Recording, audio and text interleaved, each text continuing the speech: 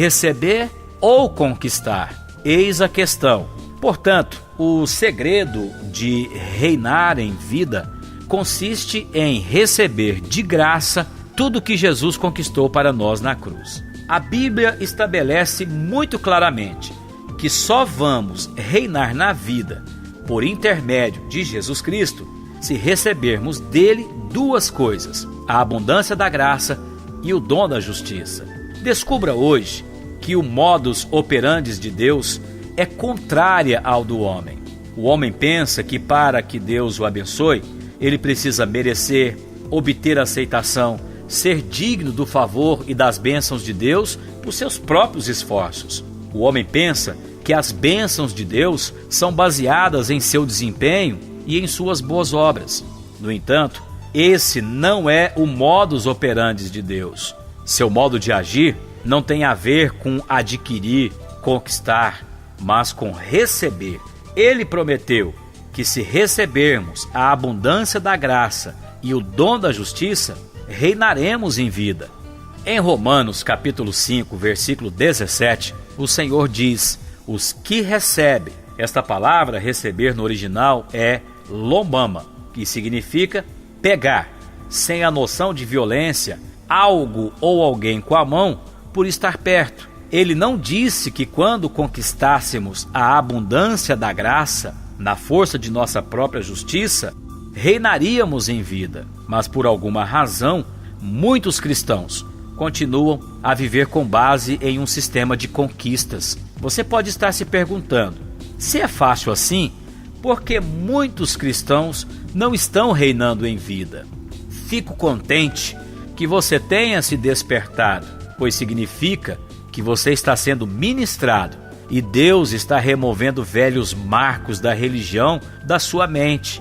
Como resposta, deixe-me primeiro lhe propor uma pergunta. Você já reparou que a maioria das pessoas acredita que precisa trabalhar duro para atingir o sucesso na vida? O sistema de sucesso do mundo está construído sobre os pilares gêmeos do esforço próprio e da diligência. Sempre há algumas leis que você tem de obedecer e alguns métodos e técnicas.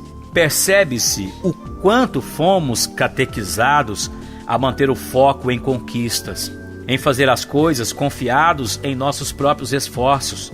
Somos induzidos a fazer,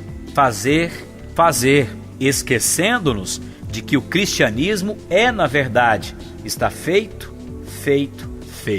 O mundo diz que quanto mais você fizer, quanto mais arduamente trabalhar, quanto mais horas empreender, tanto mais sucesso vai conquistar. Mas Deus é diferente. Tenho a certeza de que você já ouviu que precisa pagar o preço. Afinal, quem não arrisca, não petisca, certo? O que os crentes estão fazendo? Estão pegando o sistema do mundo e aplicando a sua própria vida cristã. Em vez de dependerem da graça de Deus em seu favor para que as bênçãos fluam, eles dependem de seus próprios esforços para tentar merecer o favor e bênçãos de Deus. Todavia, a maneira de Deus não é que sejamos abençoados por nossos próprios esforços. Você não pode ganhar as bênçãos de Deus a partir do seu próprio desempenho, pois elas são fundamentadas inteiramente na graça de Deus. As bênçãos de Deus sobre sua vida devem ser imerecidas, não resultantes de seu trabalho nem de seu mérito. Em outras palavras, não há nada que você possa fazer para merecer suas bênçãos, porque elas são baseadas inteiramente em receber a Jesus e, por meio de sua obra consumada, ganhar a abundância da graça e o dom da justiça. Deus quer que paremos de tentar adquirir e comecemos a receber o favor, as bênçãos e a cura que Jesus já conquistou na cruz para nós. Isto é fé. Gosto de fazer acrósticos. E o dia que fui fazer da palavra fé, disse que fé é o fôlego espiritual. E nessa observação, até o acento tônico tem sentido, pois o acento vem de cima, como nossa fé também veio. Quando estava pregado na cruz há cerca de 2000 anos, Jesus bradou em alta voz: está consumado. Naquela hora, tudo que você e eu precisamos para reinar em vida foi totalmente conquistado. Aleluia! É por isso que chamamos o trabalho de Jesus na cruz de obra consumada. Ele a concluiu, ele a completou, está finalizado, tudo está feito. Não há mais nada para se acrescentar, nem um jota, nem um tio. Percebe o quanto precisamos compreender isso? Pois a única coisa que funciona para vivermos uma vida de vitória é a obra consumada. Por isso, pare de tentar fazer o que já está feito. Pare de tentar se esforçar para receber o que Jesus já conquistou para nós na obra consumada. Pare de fazer e comece a receber o que Jesus já fez, a obra consumada. Deixe-me confessar algo a você que está lendo esse livro. Tem uma implicância quando nós, os crentes, começamos a adorar com canções cujas letras falam de tentar conquistar o que Jesus já conquistou para nós na cruz. Por isso, percebo a necessidade de filtrar as mensagens das músicas com o filtro da obra consumada. Um dia, conversando com o líder da equipe de louvor da igreja, onde estou pastor, pedi a ele que buscasse fazer essa filtragem. Você pode me dizer que essa pode ser uma atitude muito extremista, mas quando cantamos algo que contradiz a verdade que cremos, a canção ficará ressonando, não somente em nossos ouvidos, mas em nossa vida. Uma mensagem incoerente à verdade bíblica. Não podemos nos esquecer de que a música é a arte de manifestar os diversos afetos de nossa alma mediante o som que ela emite e transmite. A partir de hoje, quando adorar ao Senhor com canções, adore-o em espírito e em verdade, ou seja, do seu espírito e na verdade da palavra. É sempre bom adorar ao Senhor onde estivermos. Não temos de esperar até o domingo para adorar ao Senhor. Você não precisa de uma banda com 5 integrantes, nem de um líder de adoração para adorar ao seu Salvador. Onde você estiver, sem instrumentos, você pode levantar as suas mãos, sua voz e seu coração para adorá-lo e dar graças por sua obra consumada, por sua graça em sua vida. Ele é tão lindo. Eu amo canções de adoração que falam da plenitude da pessoa de Jesus e de sua obra consumada. Por um instante, se for possível, fique de pé, levante suas mãos e adore ao Senhor, sem instrumentos, sem um líder lhe puxando para isso. E a partir de hoje, certifique-se de que as músicas que você escolher para adorar o Senhor sejam canções que testifiquem a respeito de Jesus e da obra consumada na cruz. Devemos sim renovar nossa mente e mudar nosso falar quanto à nova aliança. Sabemos que não precisamos ficar pedindo ao Senhor em nossas canções o perdão, porque Ele já nos perdoou. Você já foi perdoado. O sangue de Jesus nos limpou de uma vez por todas. A palavra de Deus declara isso quanto à obra consumada de Jesus na cruz em Hebreus, capítulo 10, versículos 12 a 14. Jesus, porém, tendo oferecido para sempre um único sacrifício pelos pecados, assentou-se à destra de Deus, aguardando daí em diante até que os seus inimigos sejam postos por estrado dos seus pés, porque com uma única oferta aperfeiçoou para sempre quantos estão sendo santificados. Hebreus capítulo 10, versículos 12 a 14. A obra de Jesus consumada na cruz foi oferecida como um único sacrifício para sempre.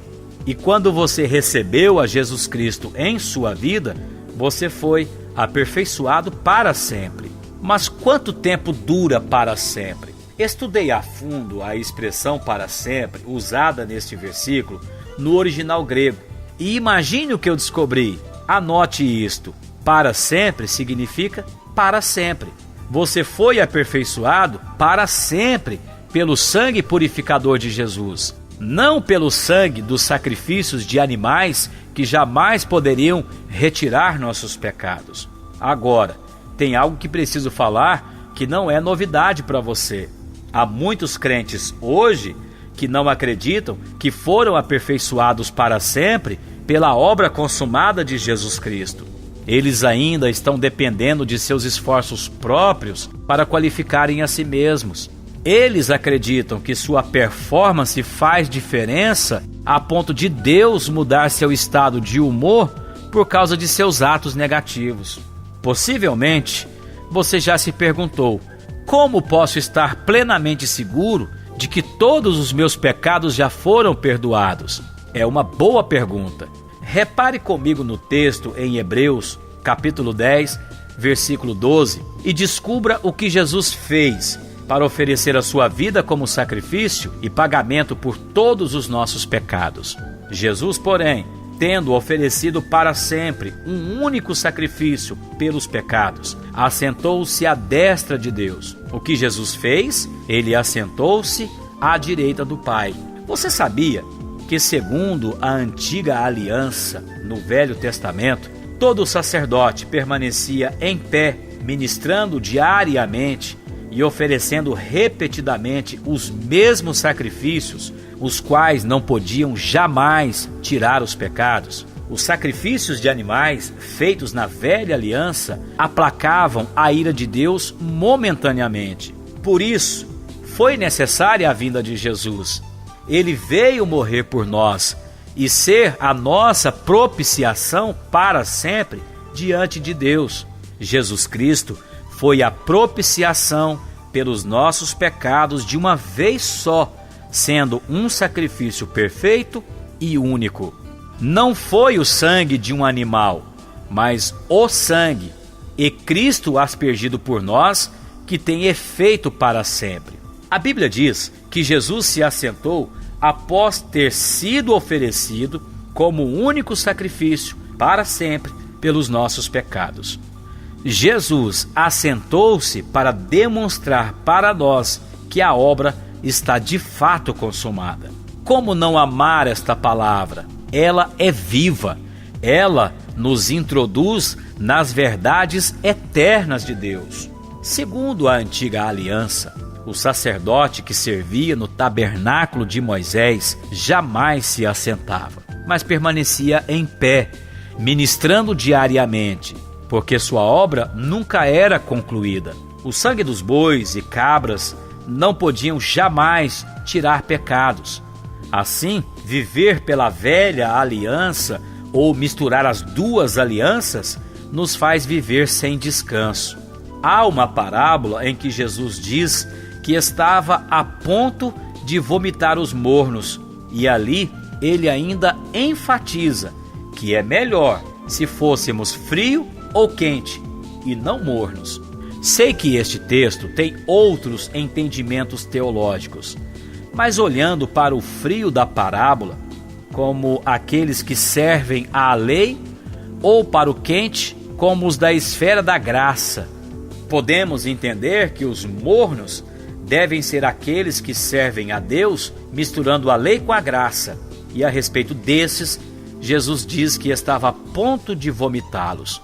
O Senhor diz que é melhor se fôssemos frios e não misturássemos a lei com a graça, pois seguindo a lei, em dado momento, descobriríamos que não conseguimos servir a Deus e iríamos rapidamente para a graça, aquecendo nosso coração em Deus.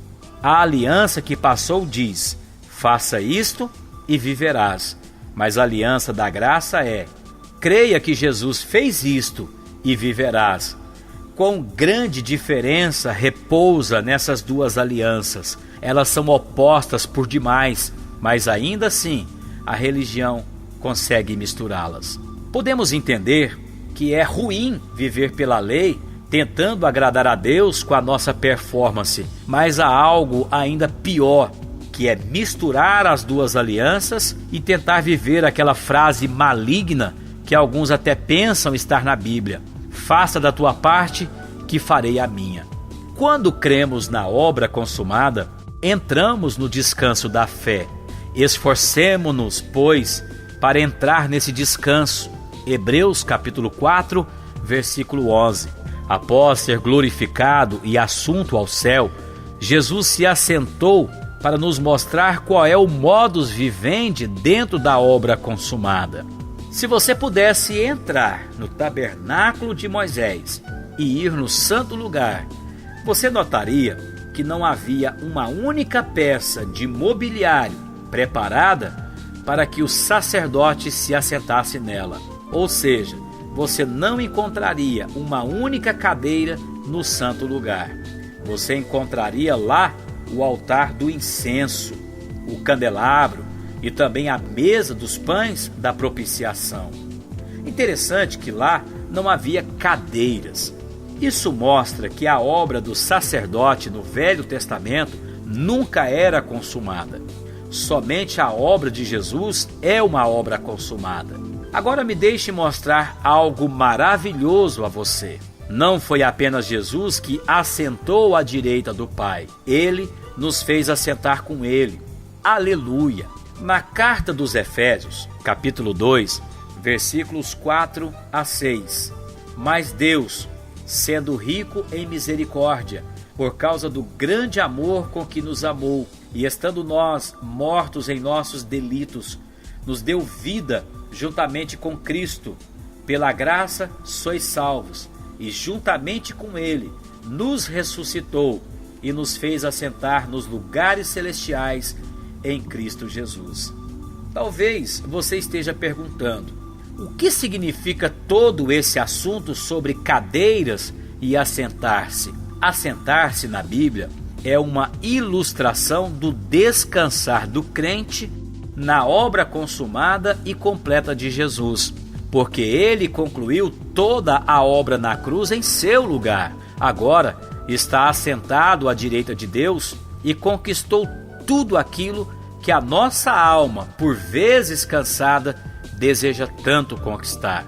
E o fato de tudo isso ter sido conquistado em seu favor significa que você pode parar de depender de seus esforços para se qualificar e obter as bênçãos de Deus em sua vida. Você pode assentar-se com Jesus à direita do Pai. Isso é algo tremendamente maravilhoso. Pare de depender de seus esforços para se qualificar e obter as bênçãos de Deus em sua vida. Não estou defendendo aqui uma vida de passividade nem de preguiça. Longe de mim tal feito. Você pode e deve se formar, fazer cursos, estudar mais um idioma, ler livros, fazer seu trabalho diligentemente e muitas outras coisas que possam lhe fazer crescer. Mas sua fé não deve estar nessas coisas. Sua fé deve estar no que Jesus fez por você.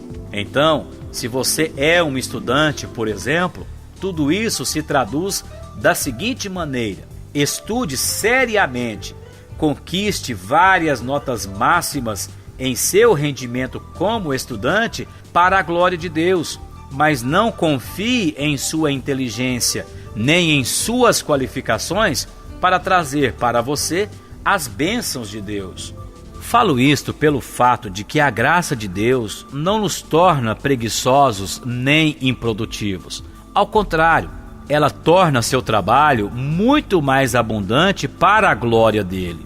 O apóstolo Paulo, pregador da graça de Deus e da obra consumada de Jesus, disse: trabalhei muito mais do que todos eles. Na obra consumada, o modo de Deus agir é, primeiramente, abençoar você, e então o conhecimento da sua bênção lhe proporciona o poder de trabalhar mais abundantemente. Em outras palavras, não trabalhamos para sermos abençoados, mas em lugar disso, temos o poder para trabalhar porque já fomos abençoados.